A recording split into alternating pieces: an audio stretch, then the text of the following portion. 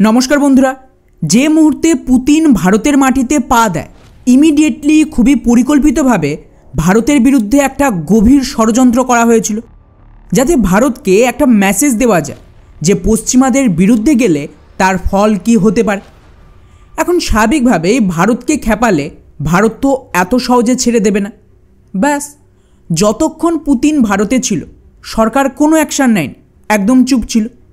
কিন্তু যেই পুতিন সমস্ত চুক্তি সেরে ভারত থেকে চলে যায়, ইমিডিয়েটলি একের পর এক ব্যান ঠুকতে শুরু করে দিয়েছে ভারত সরকার। এবং যে ধরনের খবর আসছে তাতে ভারতকে তৈরি থাকতে হবে আরও একটা বড় ক্রাইসিসের জন্য।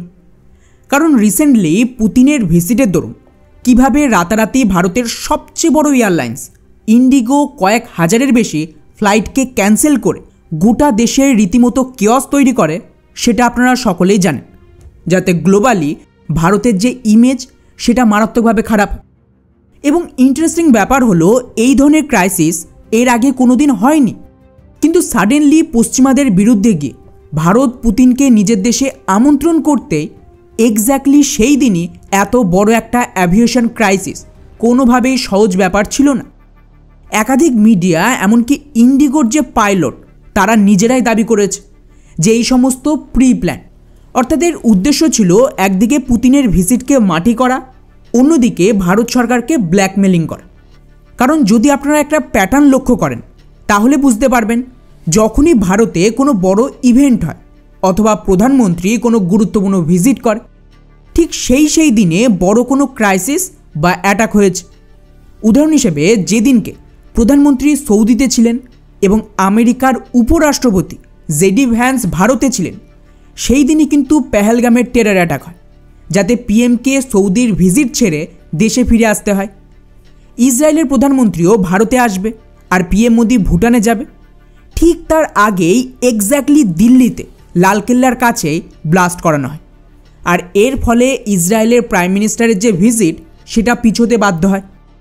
এবং এবারেও যেদিনকে পুতিন ভারতে নামে, ঠিক সেই দিনই ইতিহাসের সবচেয়ে বড় অ্যাভিয়েশন ক্রাইসিস হয়।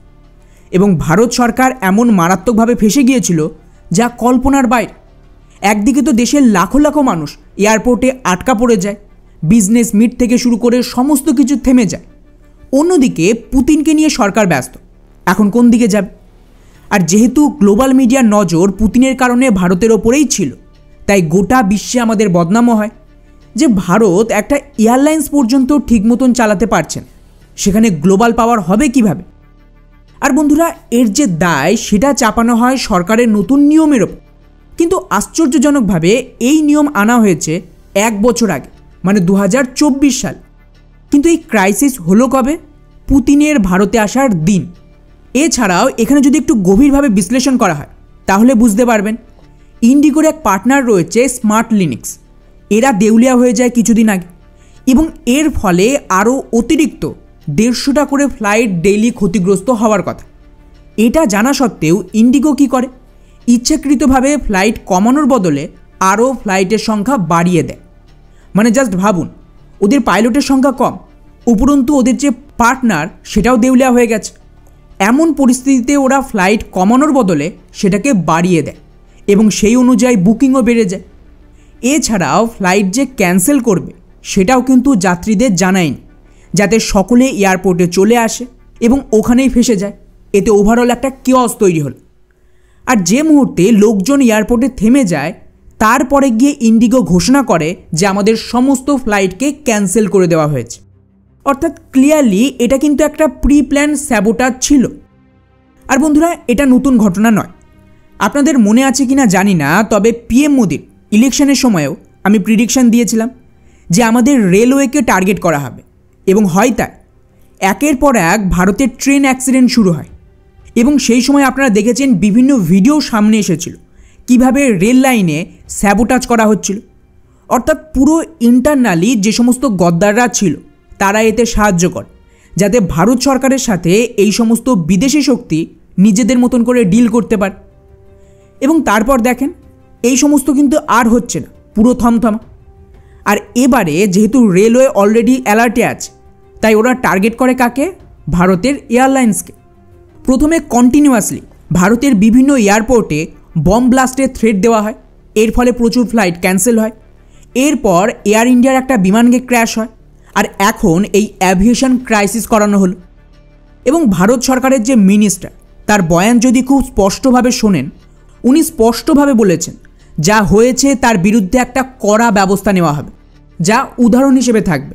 মানে সরকারও বুঝে গেছে এটার পেছনে আসলে কোন শক্তি রয়েছে, যার আওতায় ভারত সরকার এই ইন্ডিগোর ওপর একের পর এক ব্যান ঠুকতে শুরু করে দিয়েছে।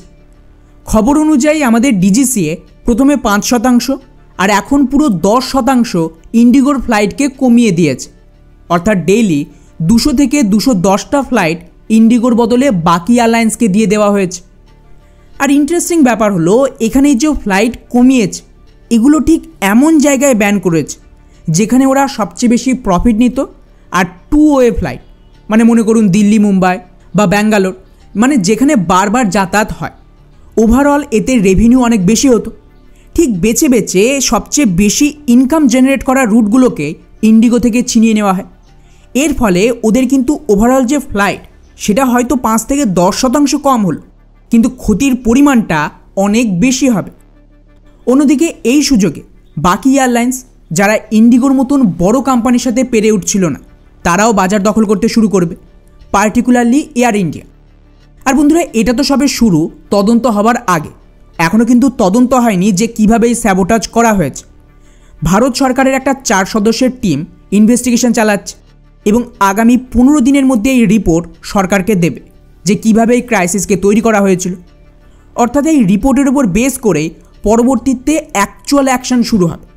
যেখানে মিডিয়ার খবর বলছে এখানে না কেবল এয়ারলাইন্সে মারাত্মক ফাইন চাপানো হবে, বরং এর যে সিও সে কিন্তু ইউরোপিয়ান, তাকেও বরখাস্ত করার কথা চলছে।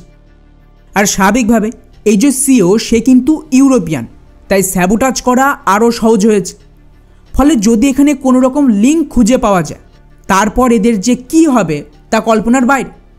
এবং এর জল অনেক দূর গড়াবে, কেননা এখানে ডিরেক্টলি ওরা সরকারের সাথে পাঙ্গা নিচ্ছে। যদি এখানে কেন্দ্র সরকার সারেন্ডার করে দেয়, তাহলে বাকি সমস্ত ইন্ডাস্ট্রি সাডেনলি কোল্যাপস হতে শুরু করবে।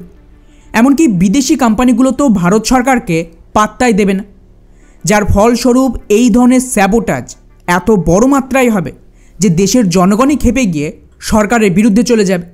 মানে সরাসরি এখানে কিন্তু প্রশ্ন এখন সরকারের গদিতে রয়েছে। এবং আপনাদের মনে হয় যে কোনো সরকার, আপনি তাকে সাপোর্ট করুন বা নাই করুন, তারা এমন কাউকে ছেড়ে দেবে যাদের জন্য ওদের ক্ষমতা চলে যেতে পারে বা ওদের পাওয়ার কমে যাবে।